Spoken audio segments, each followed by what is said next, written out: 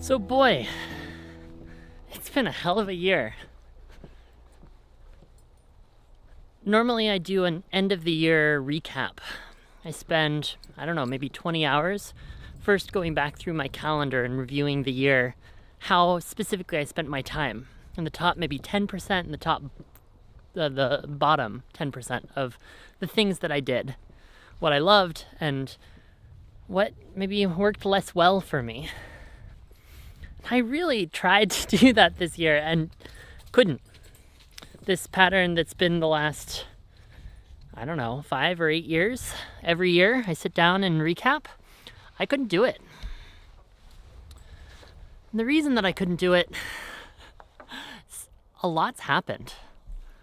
A lot's happened and a lot's changed.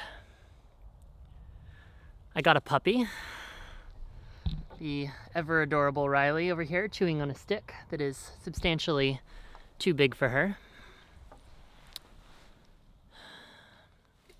I found a group, SF Movement Practice, Johnny Sapinoso and the crew that I train with, handstands and acrobatics and all sorts of physical with in San Francisco. December 2017, I moved in with my then girlfriend. October 2018, I broke up with that girlfriend. Way back in 2016, I started Robin's Cafe. November 2018, I sold Robin's Cafe. As I do at the end of every September, I finished a Responsive conference for the year. New puppy, new physical practice, the end of a substantial, probably the most significant relationship I've ever had. Selling a business that I've spent the last 3 years building. Death of my grandfather. Several deaths of friends and family close to me. It's been a hell of a year. And what that brings back for me is the importance of my daily habits. The importance of the things that I do day in, day out that make it work. That allow me to maintain high energy and positivity and gratitude.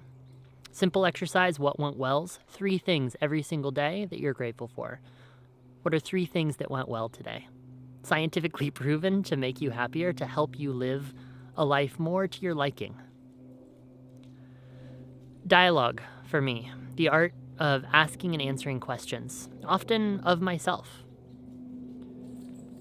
And about the difficult stuff. I'll usually do that in the form of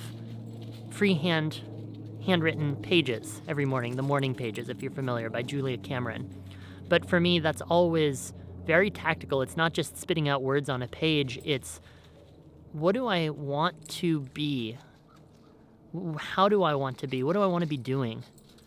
And where am I falling short of that? Or what could I be doing differently? Or how could I be doing that in a way, again, more to my liking? What have I learned from my relationship that just ended that I'm going to take forward and apply not just in a future romantic relationship, but in my relationship with my mother, in a relationship with business colleagues, in a relationship with employees? One of the themes that's come up from 2018 is how much I love having a team around me. It's something that I have had at Robin's Cafe. And then when that disappeared, I was like, what do I want people. I love collaborating with people, and I also hold myself to a level of accountability when I have people that I'm working alongside. So I have a full-time videographer, Angela, whose work, doubtless, if you're watching this video, you have seen. I have a number of people who are currently working part-time, but we're looking for more and more roles and positions and responsibilities for them. Willow, who helps with communications and event production. Laura, my longtime assistant. Grace, producer of the Responsive Conference. And then partner organizations, people that I love to work with or hire to help with specific aspects of the companies that I've run, or the organizations or the events that I've put on. So people like A-Line Collective Taylor, who is an immaculate, incredible designer, alinecollective.com. Sean Gannett of Sean Gannett Productions, one of the first people ever to produce TED before TED was TED. And Jonathan of Lost Gold Media, lostgoldmedia.com. It's the people that we spend the most time with, whether that's in relationship or at work, or Riley over here in the background, right there. It doesn't matter. Who are we spending time with? How do you feel about them? And honestly, if you don't feel good about them, change it. Because there's this idea that's probably been overly populated, overly talked about, but you are the average of the 5 people you spend the most time with. I don't know that I agree with that, but I do agree with if you're around toxic people, or you're around people who put you down, or you're around people who are not constantly even just building you up and telling you the truth and supporting you towards who you want to be, ditch. Try again. So it's Christmas Day. I'm on a walk. And I had a tough conversation with my mother last night. I love my mother dearly. She's shaped a lot of who I've become and who I'm proud to be in the world. And at the same time, I told her last night there were times in my childhood when her love was unpredictable. She could get, based on her own history and her childhood and her upbringing, she would get scared. Or afraid. Or like a little yappy dog that's on a leash. It's afraid, and so instead it barks extra loud. And so my mother would go at times, and there were just times in my childhood, but I remember them, when she'd go from being so present and so loving and so supportive to completely absent. And it threw me for a loop, but I didn't know. I was 5, 6, 7, 8, 9. I didn't know how to interpret it. It meant something about me, clearly, because my mother was present and then absent, and then just gone, poof, gone.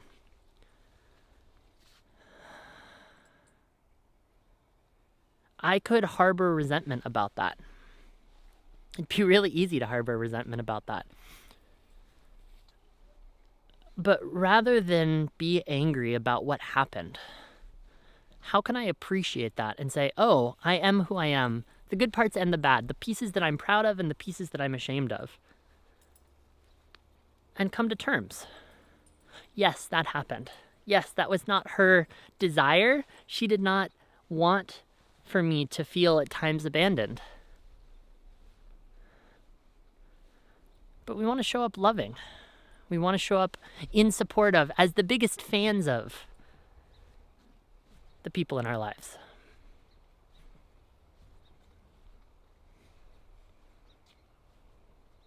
It's something I didn't have as much of as I wanted in my most recent relationship. She often, was working on the things that she was working on, and so we didn't spend as much time together. And not just together in time and space and having dates, but who do you want to become? And how can I support you becoming that person? And rather than today being resentful or angry that my now ex-girlfriend didn't show up for me in the way that I now see it would have been useful or that I would have liked for her to, there's 2 things. Knowing that about myself. Knowing that that is important, that that's something that I want, that that's something that for me is substantial and is significant in a partnership, in a relationship. And then, how do I do that even more with the people in my life and the people in my life yet to come? How do I show up even more loving, kind, generous, supportive? How do I be the biggest cheerleader? Because it's so easy to offer feedback that in some way puts people down. That diminishes them and who they want to be. My mother just was telling me about my Facebook page. And she was saying, it's rather show-offy. And I love who you are, but if someone saw this, they would think you were narcissistic and self-centered. It's wow, I appreciate the honesty, but ouch. Ooh, that's feedback. I appreciate the feedback, but if I'm looking for someone to support who I want to become, that could be offered differently. Hey, Robin, I think that if you were to share more of you with your nephews, or you with your family, or less pictures of yourself without a shirt on, doing handstands, that would reflect more who I love you to be. Same message, different approach.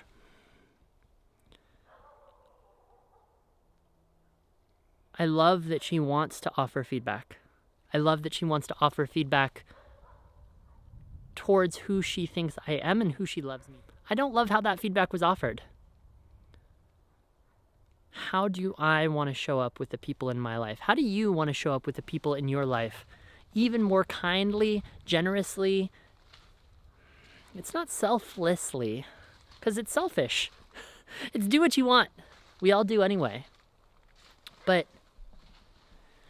in support of who they are, and in support of who you want them to become. Act from love, and the rest will follow.